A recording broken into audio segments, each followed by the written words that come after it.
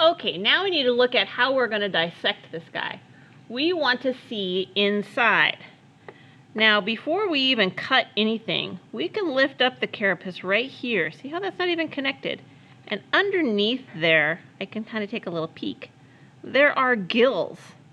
And so these animals need to live in the water, and that water rushes right underneath that carapace and is going to aerate or get oxygen to those gills. These guys are living in freshwater. As a matter of fact, they're all over San Diego. So you can just go out to any stream or pond, fresh water, and you can catch these guys. They're very fun to catch. Let them go.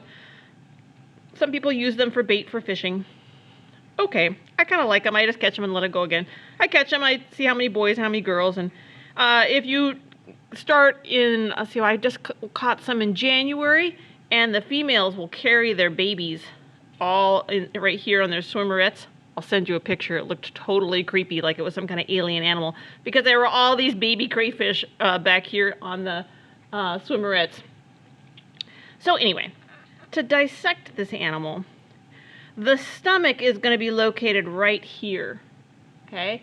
Remember, where's the mouth? The mouth is in here, and so food's going to go past the jaw, get all diced up, and then go into the stomach. So I want to be able to see that. So I need to cut this carapace. I'm just going to cut with a pair of scissors across here behind the eyes, across and across. And then I'm going to remove this carapace. I want to be able to see a little bit into here, so I'm going to cut down the exoskeleton. I'll probably just cut 2 or 3 of the little segments down. Okay, I'll be back.